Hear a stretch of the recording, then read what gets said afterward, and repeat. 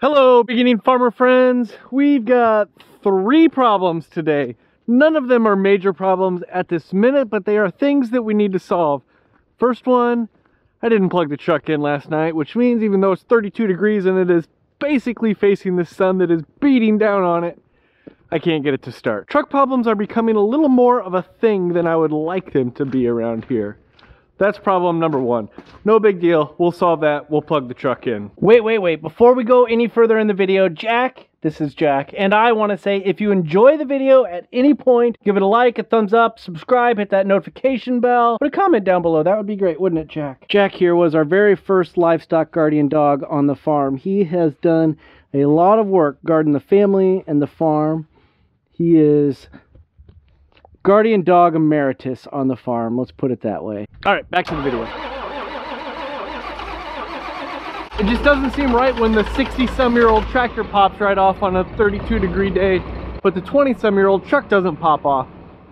I don't know, there's obviously something wrong with the truck internally speaking. Maybe someday we'll get that figured out. The second problem that we're facing today has to do with these little guys, not that little guy.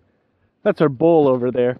These little guys right over here, the sheep. I don't know if you can see them, but they're over there. Let's go over and have a talk about them. It's a little crazy because just a couple days ago I released a video talking about what my goals were going to be. No, I didn't know what my goals were going to be. I was talking about the questions that I needed to ask in order to get to my goals for 2021. And one of the questions was, what am I going to do with the sheep? Because that was something that earlier in the year I said I needed to figure out ASAP as far as revitalizing my flock and all of that stuff. But now the question of the sheep has become even bigger because of one very important thing when it comes to having sheep on our farm: processing. That's the big problem that I want to talk about today. But first, there's one more problem we have to deal with before we can talk about sheep. Problem number 3 is firewood. That's an easier solution. I've got a small stack of logs right here. We'll split those and then we'll have firewood.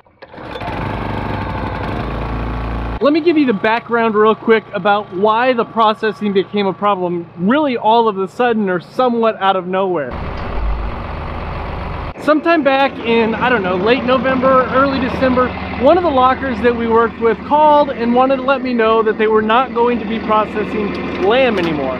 Now, I wasn't super worried about that because, to be completely honest, it was not a locker that I used for lamb very often. Every once in a while I used them for lamb, although my neighbor, my friend that does their non-GMO corn, when they get some lamb processed, that's where they go. So I did feel bad for them, but I thought, you know, that's okay. It's one locker, and it really made sense to me because they had built a new facility. They had a grocery store going on in it. They were selling meat out of their own freezers, as well as processing a lot of pork and beef. And so I thought, okay, they're just gonna move away from lamb because they don't do very much of it, and they've always been a locker that really focuses on doing what they do and nothing else. You know, these are the cuts we do, and we don't want to have a lot of extra things, that kind of thing. While I was disappointed to hear that they were not going to be doing lamb anymore, it wasn't really that surprising and didn't seem completely out of the norm or anything like that. But then the other locker that we use, I noticed that they said they were going to stop doing lamb. Now all of a sudden this thing is getting to be a little bit of a bigger deal. Thank goodness for warm southern Iowa winters and sun beating in from the south, because this is one pitiful wood pile. I do have more logs that are all drug up here that I can go cut, but right now, that's the wood pile I have. Let's get back to the sheep story though. We gotta talk about what happened next, because what happened next really threw me for a loop. So earlier this week, I got an email from, I don't know, I guess I would call it a prominent lamb raiser, a prominent grass-fed lamb producer in the state, is probably the best way to describe this person. They do an amazing job. They raise some great grass-fed lambs, and they emailed me and asked me, where did you get your lambs processed? Because their processor just called and told them that they weren't processing any lambs anymore. Now locker A is not processing lamb, locker B is not processing lamb, and locker C is not processing lamb. Now we have a problem. So what I did is I called my locker friend and I said, hey, locker friend, what's the deal? Why is everybody getting out of the lamb processing business?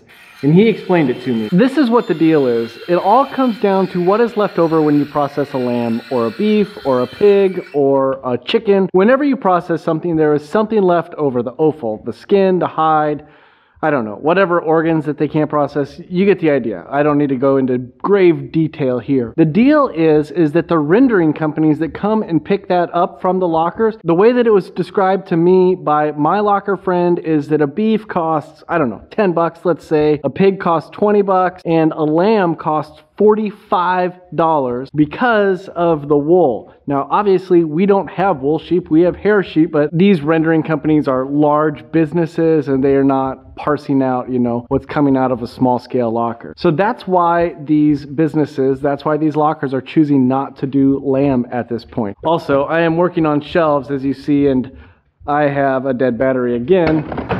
I am partway through my cut, so we're just waiting for a battery to charge because every battery that I went and found, of course, it was dead and I hadn't charged it yet. Back to the story though. There are a few reasons why they're just deciding to drop the lamb instead of, you know, add that $45 cost or whatever the upcharge would be onto the consumer. One, it sounds like the rendering plants, they just don't really want it. So they're going to do whatever they can to not have it because it gums up their machines, messes with their process. Two, lamb is not super profitable for these small scale lockers. I don't know if it's because there's just not a lot of lamb processed in Iowa, or it's because the fact that there's, you know, the cutout on a lamb is not as high as, say, a hog or a beef, but whatever reason it is, it's just not as profitable for them. And so when it comes to trying to run a profitable business, I understand that.